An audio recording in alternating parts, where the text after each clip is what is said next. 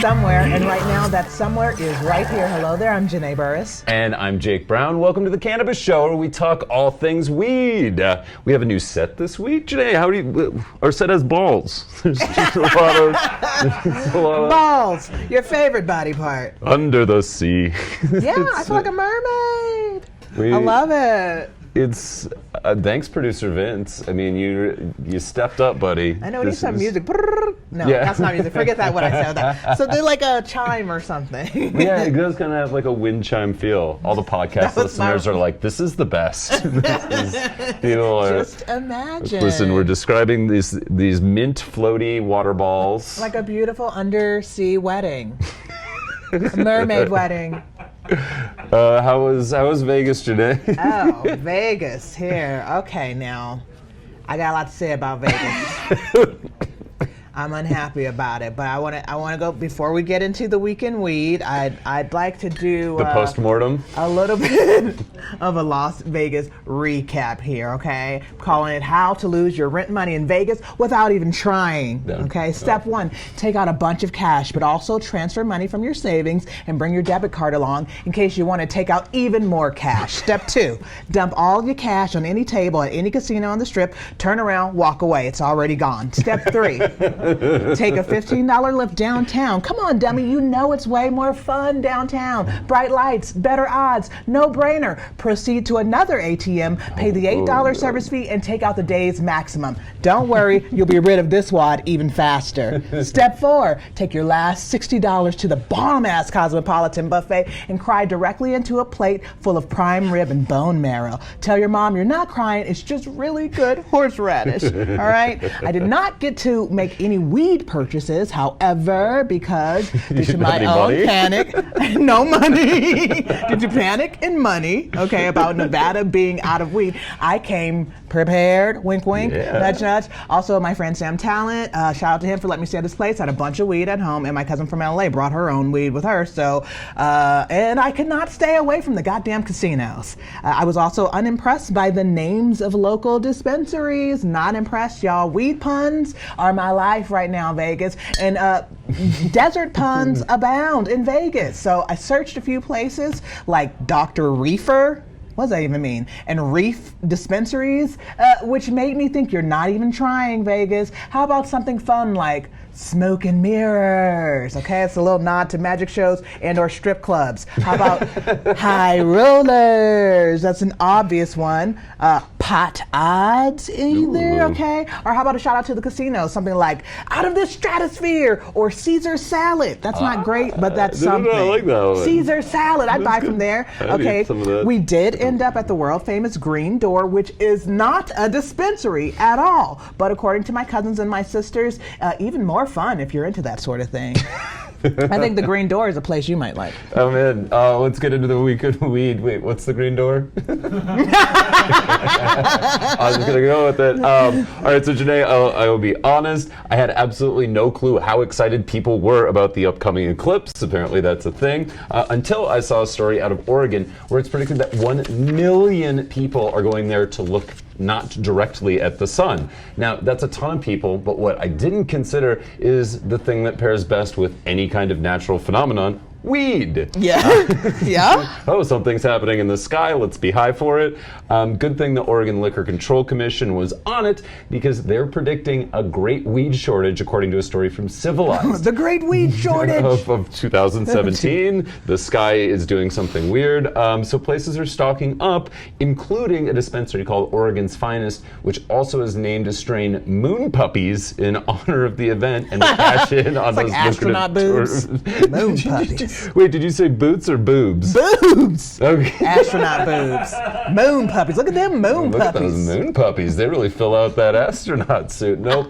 Come on, Oregon's Finest. We can do better. What about grasteroids? Blaze rays? Yeah. Overheadies? Okay, it's not that easy, but you know that you could always come to the creators of Pot or Not in a pinch, Oregon. That's what we're here for. Yeah. All right, employers testing for marijuana will increasingly lose out on good workers. Okay, good workers. I'm very curious as to what the author of this article thinks makes a good worker. According to Megan McArdle of Bloomberg View. McArdle.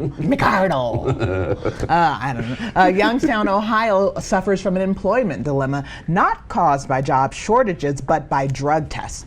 Drug tests often miss the heavy stuff like heroin and cocaine because they leave the system pretty quickly, but a casual marijuana smoker will test dirty long after the high has worn off. In an industrial setting, it is very important that workers not be impaired, but McArdle suggests that the real test is for conscientiousness. That's what they're trying to get you. Test your morality. Those who have marijuana in their systems despite the legality of the substance are more likely to break other work-related rules than those who test clean. It's a goody two-shoes test, is what she's saying. So, welcome to America, settled and run by Puritan squatters since the 17th century. Okay, we're still testing to see who's good. While I agree with her assumptions that employers will miss out on good workers, I disagree with her idea of what makes someone good. Okay, she writes here, and this is all her. The number of people who are addicted to marijuana, yes, that is possible, will rise. So will the number of people who smoke a joint or eat an edible a few times a year. Screening out the first group will become increasingly costly to employers as the number of good, responsible workers in the second group increases. Do you see that? End quote, end quote. Basically, 1 or 2 tries a year, good. Consuming more often than that, despite the reasons, bad. Also, marijuana has not been proven to be addictive. Megan, I hear all of your judgments in this piece. So you guys, for the full article, check out the cannabis culture section. I just want to say I'm definitely addicted to weed. I love weed. You love weed. I think it's possible. I mean, I think I'm at least. Does love equal addiction? I mean, I think you can get addicted to anything, right? People are addicted to coffee. People are addicted. There's like a psychological, you know. It's supposed to have, I mean, the definition of addiction. Vince just says off camera, sex. I think we know we know where the kid came from now. We're learning about the birds and the bees here. We knew where the kid came from before, didn't we, Jake? Did we not know where the kid came from? We're learning a lot about our bodies today on the Cannabis Show. I just don't believe, like, what I didn't like about what she was writing was just the suggestion that there are good pot smokers and bad pot smokers, or good workers and bad workers based on how much pot you smoke. Well, and I think that's also one of the things that when we talk about normalization of weed that we have to overcome is that for so many years, you know, the people that would smoke it were also people that were technically breaking the law. I've always lived like weed's legal until, you know, a cop stops me. But now it's like, hey, you know, it's not bad people that smoke pot. In the same way, it's not bad people that like have a glass of wine at the end of the day, you know? Right, and you can't, and even if you're saying one is good and one is bad, it's like, what's the number? In her mind, it's a couple times a year. You're cool to work if you just dabble at parties and socially, but anyone who's using it regularly is not going to be a good worker, and that hurts. It hurts. We're making it. I mean, I don't have my rent this month, but I'm doing it. Thanks, Vegas. That's Vegas' fault, not the weed. All right. Well, speaking of, does weed make you chill? This is an actual question that Washington State University researchers wanted to get to the bottom of, recruiting daily smokers and then pitting them against people who don't touch the stuff. Half the group was given stress-inducing tasks, like keeping their hands in cold water for up to a minute and a half, and then they would have them count backwards from 2043 by increments of 17. Oh my God. It's a nightmare. Then if they messed up, they would get yelled at. Sounds like a fun study, right? Where do I sign up? Hopefully Sounds they got like some money. Public school to me. Exactly. Count backwards from anything, and I'm like, ugh, especially letters.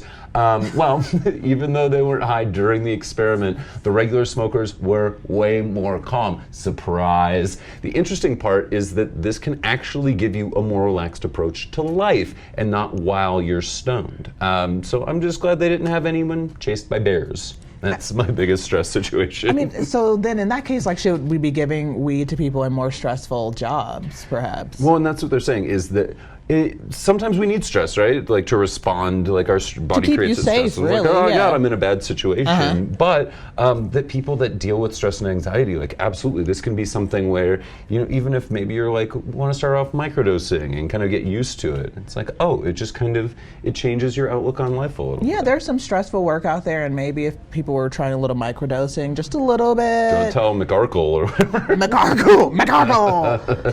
Yeah, just a little bit though could maybe take the edge off so you can get some work done and not just panic about not having your work done. Right, and it's weird because there's like certain, like think about like high stress jobs, air traffic controllers, right? It's like they're going to be phased out because their jobs are like literally too stressful. And, like, are going to go automate this, but maybe instead of like firing these people, just give them weed for a day.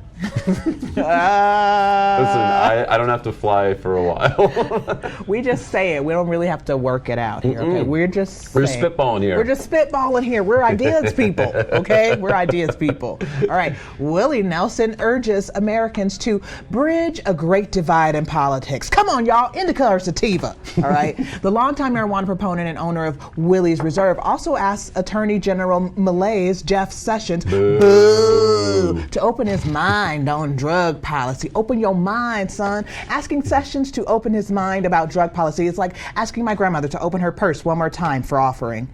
She's been putting in on the building fund for 16 years and they ain't got nothing but a new handicap parking spot. She's not putting in anymore. His wife's been, Jeff Sessions' wife's been asking him to open his mind for years, you guys. Open your mind, Jeff dear. Imagine if you took your pants all the way off. Oh no, that's a terrible mental image. No one imagined that. Just imagine he doesn't take his pants off. She's like, let's experiment. Take them all the way off. In response to Jeff Sessions' opinion that marijuana dependence is only slightly less awful than heroin dependence, come on, Jeff. Nelson suggests Sessions try heroin, then pot, and give him a call later. Jeff, you have never been this cool in your entire life. Now, I'm not normally one to suggest trying drugs to make friends, but when Willie Nelson asks you to get high and call him, you do not say no, all right? I'm not keen on trying heroin at all, really, but if it means I get to have Willie Nelson's phone number, my only question is, will this vein do? For more on these stories and all of the things you've heard, visit us online at thecannabis.co. Now, let's take a look at a new type of video strain review you're going to be see coming to the site soon.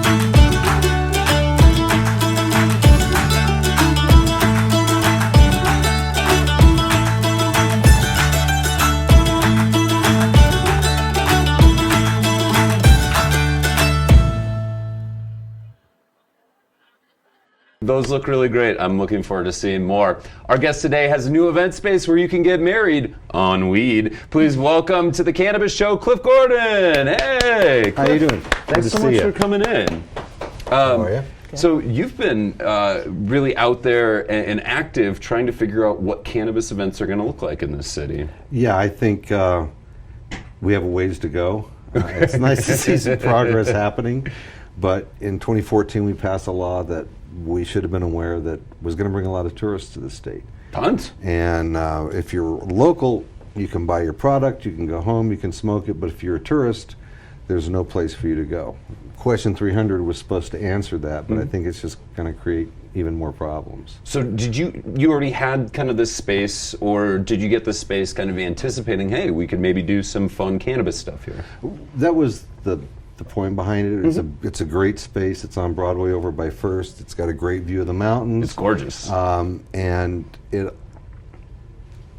it's close enough to a lot of dispensaries. There's one even in the basement of the building that allow people to come and have events where cannabis is featured. Right, and the nice thing too is that if you have an event there and you've got dispensaries that are essentially in walking distance, you don't have a bunch of people getting high and then going, how do I get to more weed? Because of the Colorado Clean Air Act, we still can't actually smoke marijuana in the building. We have to go outside.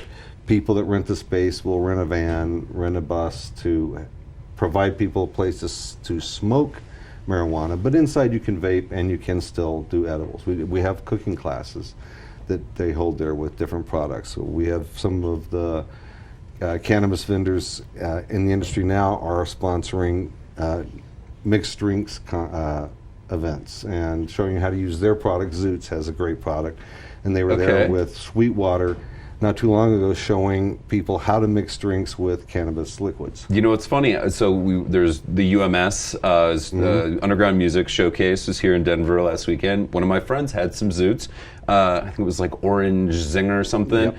Add just a little bit to her margarita and was like, oh, this is delicious. So that's a thing now. There are like the mixologists in like the fancy aprons that make the... Absolutely. There are plenty of products on the market today that people can use to mix in drinks, like the Zoots products. Sure. Ripple's got this incredible product that's a powder, and you can make salsa an edible. You can make guacamole an edible. You can do whatever you want with it. I love that because I'm like, there are certain things that I don't want weed flavor in, but like salsa, I'm like, a little cannabis flavor in there, maybe not bad. And you don't taste it. But yeah, it's we friends got of the to show. try Ripple, friends of the show. Missy from Stillwater. Thank you, Missy. Yeah, we got to try some Ripple at the Breaking the Stigma event, and the discussion was that it tastes a little salty, and what can you do with that? And salsa, something savory. Hello, that sounds perfect. The guacamole is awesome. Yeah, that's a great idea. But that's what we can do at that event space, is we can have a wedding and their buffet can be products that are made with cannabis. Where does vaping fall, dabbing, as in terms of like, okay, does that violate the Colorado Clean? So the Colorado Clean Indoor Air Act, correct. Clean indoor so air? Vaping isn't Sweet. right now part of that law. Vaping wasn't around when they passed Colorado. Sure. Okay, so now it's the vape lords that are going to ruin it for all of us, just those people with those big clouds. Oh, look at me, I'm in your favorite restaurant.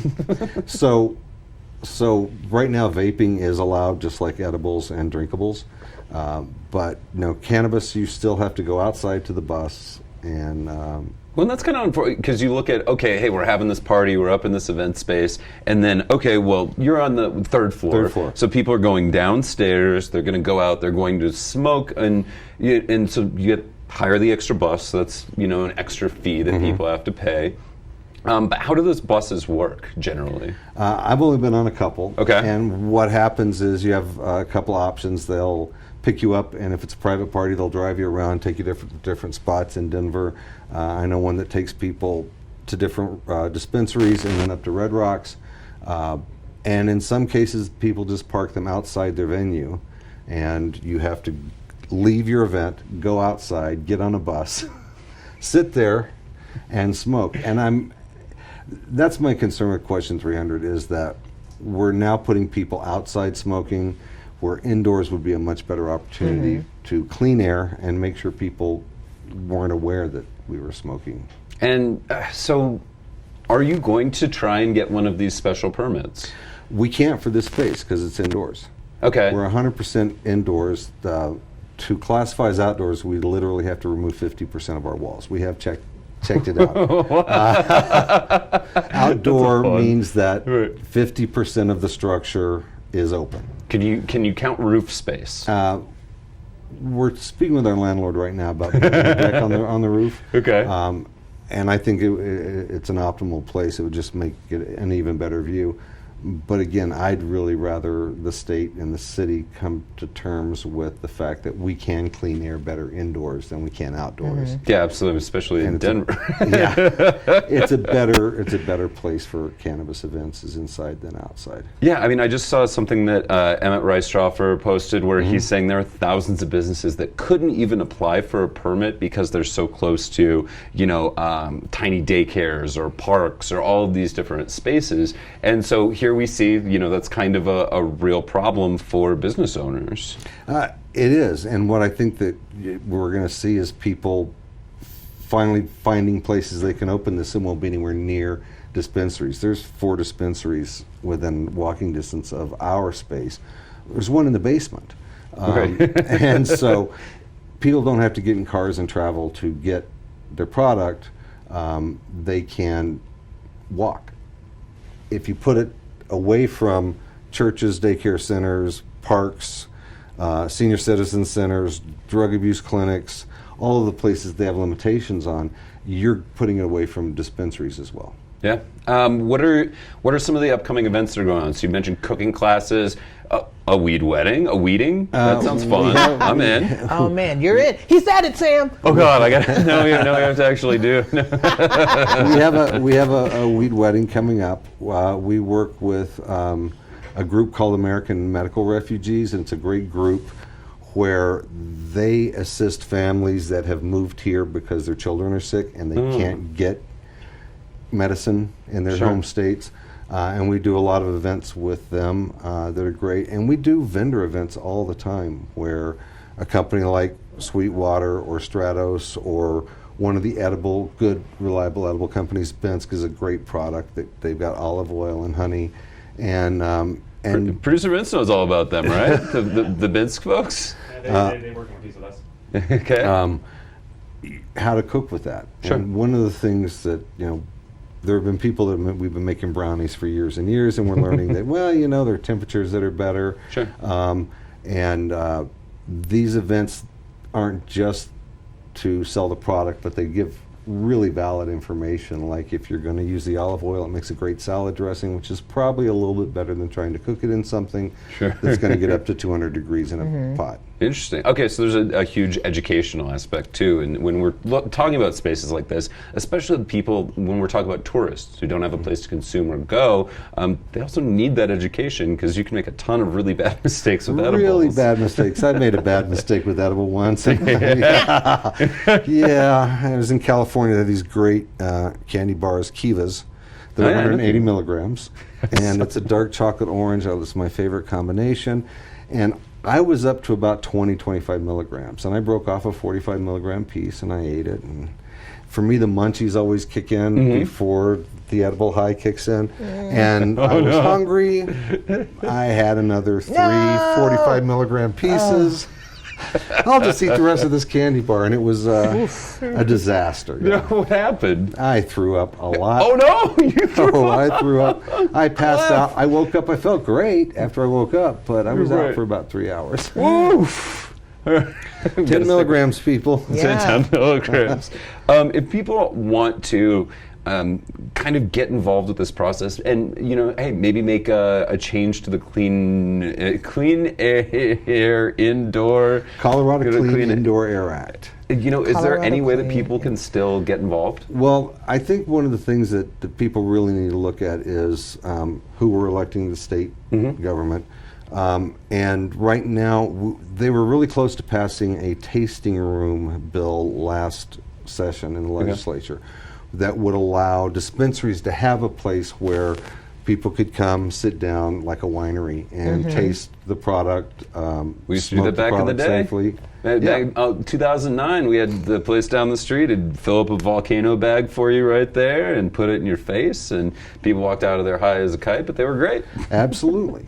And I think that one of the issues that came up was that Governor Hickenlooper said he would not sign anything that violated the Colorado Clean Air Indoor Air Act. So that's a place that we can reach out and tell the governor that we need to find rules around that. The thing is we have establishments all over the city and state that adults can go in, children can't. we make a conscious choice to go into them, whether it's a bar or a cigar club or something like that. We should treat cannabis the same way and allow people to make a choice to go inside where we can clean the air and sit there.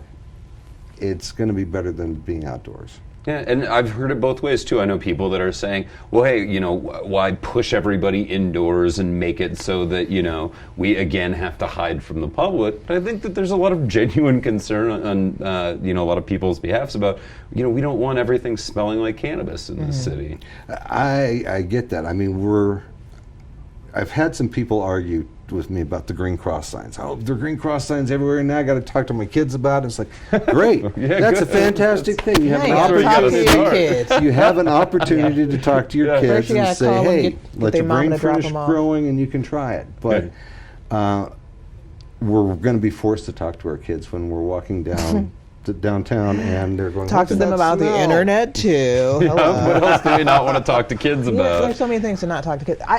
Las Vegas, they're having, or Nevada, they're having the same issue. They didn't write in any place to actually smoke, so I was there as a tourist, and I was very annoyed by that because I'm used to being out here and having a home to smoke weed in. So I was on the strip just like, where? Were you smelling There is no, I never smelled it, only on myself. I was the only one. I was the only one that I passed that smelled like weed. What was great though, what they're doing in the casinos, there was a lot less cigarettes in the casinos, and the smell of cigarettes wasn't really there. So I was like, there must be some thing they're doing to the air that we could possibly be doing out here to the air inside buildings. Like, well, absolutely. Growers do it in Denver every day. We have the new law about the odor control law, and people are going to be forced more and more to make sure that the air that they're putting out of their grows is clean.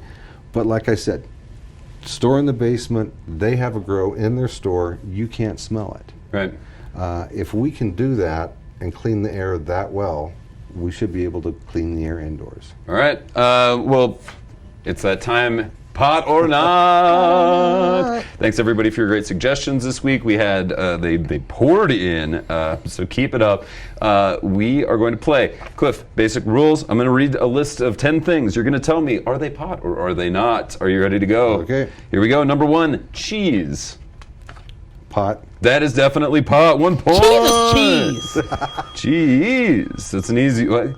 Let's just start and let's ease in this week. It's kind of a trick question, though, because cheese is just cheese. A lot of these things are trick questions. They're all trick questions. That's the game, actually. All right, number 2, Mountain Girl. Mountain Girl. Pot. That's definitely pot. All right. So that's 2 points now. It's from Pilot Farms. It's Willie's Wonder, Granddaddy Purple, and White Widow. There's a lot going on there. Mountain Girl. Mountain Girl. All right, number 3, Mango Habanero. That's a really good salsa, but I don't think it's pot. It is pot. Really? All right. It's from Cali Connection. It's a new strain that they're working on. It's SFVOG, San Fernando Valley OG cross. All right, so we got you at 2 points still. Let's get you to 3 with number 4, Cinderella 99. Yep. Definitely pots. All right, I feel like everything's been pot so far. Yeah, you are correct. All right, number 5, Grintendo. Boy, sounds like pot, but I don't think so. It's not. It's just if you get high and play video games, you're on that Grintendo. All right, 4 points. Number 6, ice cream cone. I'm going to say no on that one. It's not. I was just hungry for one earlier. Just sounded good. Number 7, Wienermobile Kush. Sure, absolutely. It's not. No? I'm sorry. Vince just posted a picture of Wienermobiles earlier, I think. Was that you, Vince? The No did a Facebook Live driving it around Denver today. Okay, yeah, it was just like Wienermobile. All right. Number 8, Emerald Delight. Yes. That is not actually. Oh, that sounds great. That was suggestion from Twitter user @JenShelbo from her recent trip to the Brooklyn Botanical Garden. It's a daylily. But Emerald Light, it does. I smoked that. I want to double check on that. I smoked that lily too. Just for the name. All right, number 9, Wet Hot American Kush. I'm gonna say no because all of them have been yes. No, it was not. That's correct. Yep, he's right. All right, 7 points. Does that put him in position to tie our high score, Producer Vince? It does. 8 is our high score. 8 is our high score. All right. Number 10, NYC Diesel. Yep. That is definitely a strain. All Congratulations. right. A new tie for a high score. Congratulations. Thank you. All right, let's do plugs really quick. Janae, what do you have going on? Okay. Okay, so you already missed it, but congratulations to my friend Stephen AJ on his first headlining set at Comedy Congrats, Works AJ. downtown. You already missed it. I'm sure I'm there too. Okay.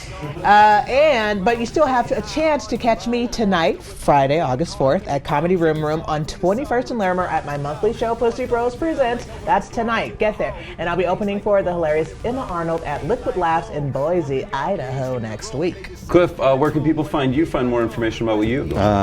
urbanspacedenver.com. Urban Underground 2.com. Yeah, Urban Underground. Go check that out. Yeah, it's the same building. And 70 Broadway. Perfect. And I will be attending the Indo Expo in Portland this weekend, so come and find me with some of your stickiest of the icky. Thanks again to Cliff Gordon for joining us today, and thanks to you for tuning in. Keep those Pot or Not suggestions flooding in. That's hashtag Pot or Not on any of your favorite social media. And thanks to Sir Traff for leaving us that 5-star iTunes review. Keep sending those in as well. For Janae Burris, Producer Vince, and the whole Cannabis Show crew, I'm Jake Brown. We'll see you next week. I'm going any pots and you'll be raising at the end. I say it again, ain't afraid to get in. I be going for the jackpot with aces in my hand, I'm raw.